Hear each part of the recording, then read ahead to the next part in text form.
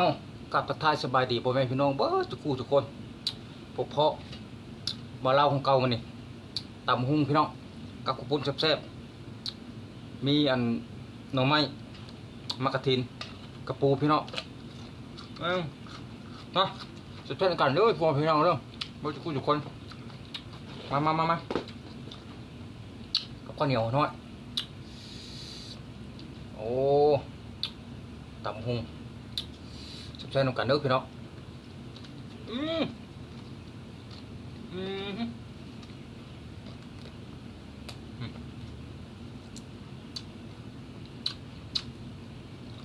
อืมพี่น้องลืม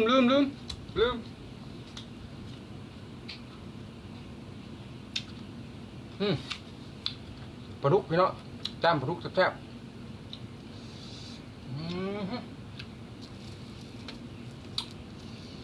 ฮ้อนๆเลย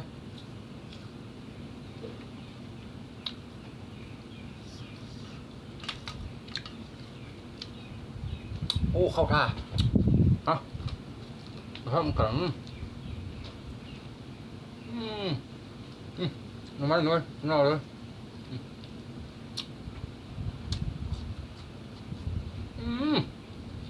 ครับฮ้อนนะพี่น้องฮ้อนขนาดเลย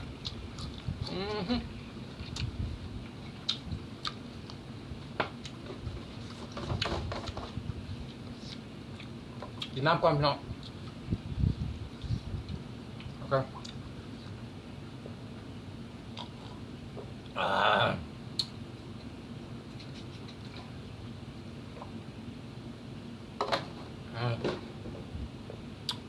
ยาวต่อไปหน่อยมากินข้าวที่ตะไฟเลยพี่น้องควนไฟ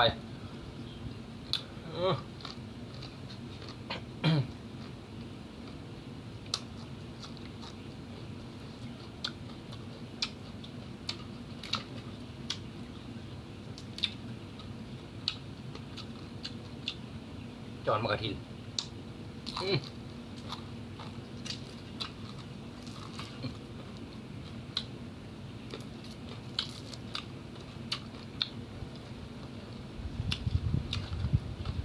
แล้วปลาดุกน้อยตัวหนึ่งโอ้พันกระปุ้นก่อนตำมงพันกระปุ้นแซ่บ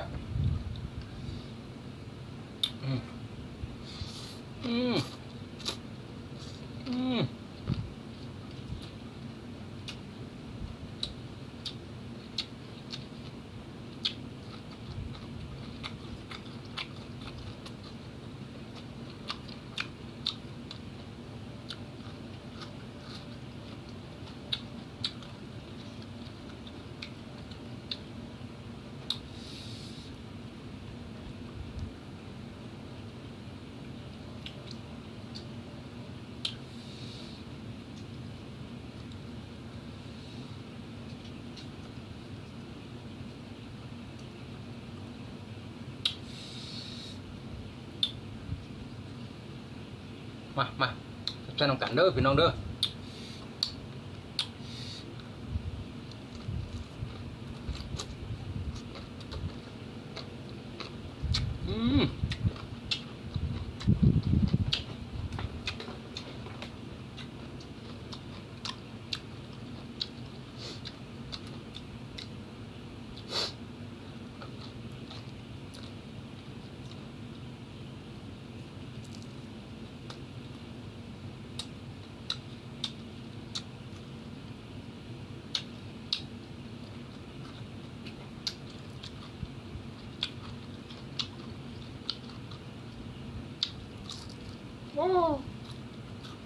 ปลาดุกกับมันเลย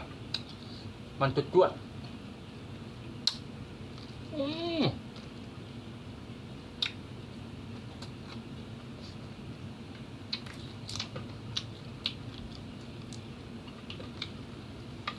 สอนมะกะทินพี่น้องหน้าเดือน11 เดือน 12ไงมะกะทินน้ำหม้อเป้าครับสอนลาย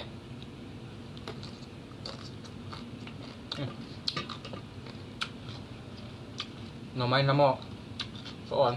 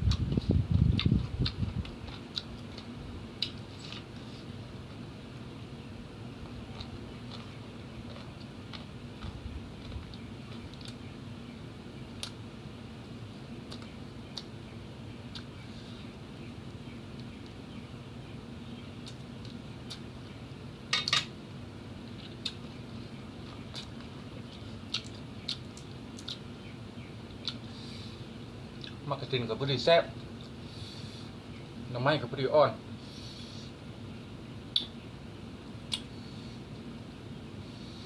ขออนุญาตเอามือเด้อพี่น้องเกี่ยวมือเลย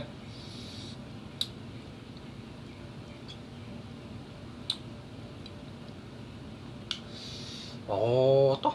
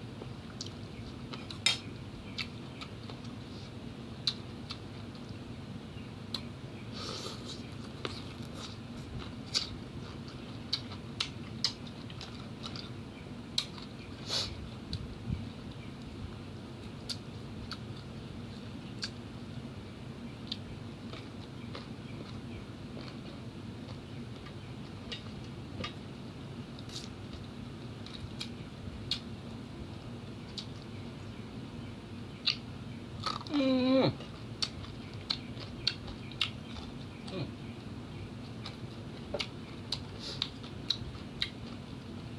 จ้าจะเต้นกันจ้า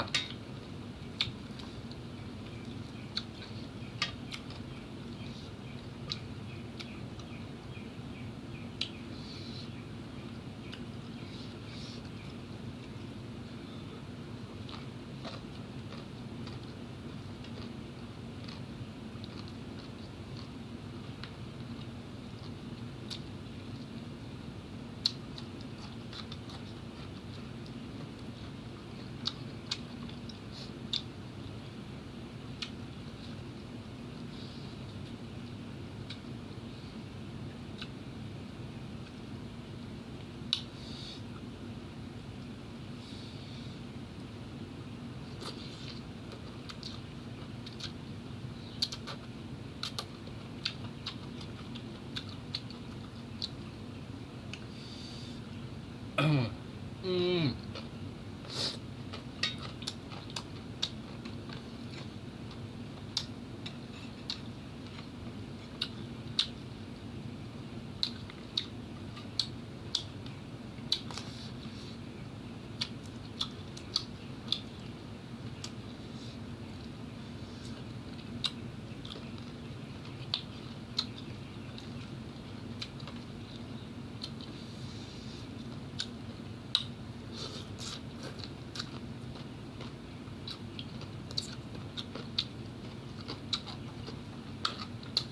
ตำบักหุ่งใส่กระปุ้นพี่น้องนะกินยำแต่แซ่บเต็มคำกินยำแต่แซ่บตลอดอาหารอีสานบ้านเฮาอืม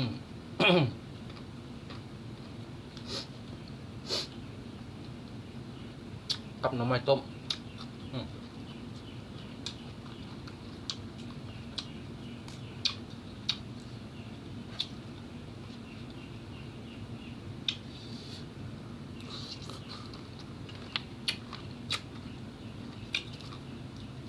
กล้ามปลาดุกกับอืมอืมครับเอ้าคลิปนี้พอสำนี้ก่อนนะพี่น้องขอลาพระเจ้าพ่อแม่พี่น้องไปภาคกดไลค์กดแชร์กดตามเบาเล่าเลยเด้อเพื่อเป็นกำลังใจช่อง YouTube เบาเล่าพาแซ่บคลิปนี้ครับคำว่าสบายดีสวัสดีครับพ่อแม่พี่น้องสบายดีเด้อ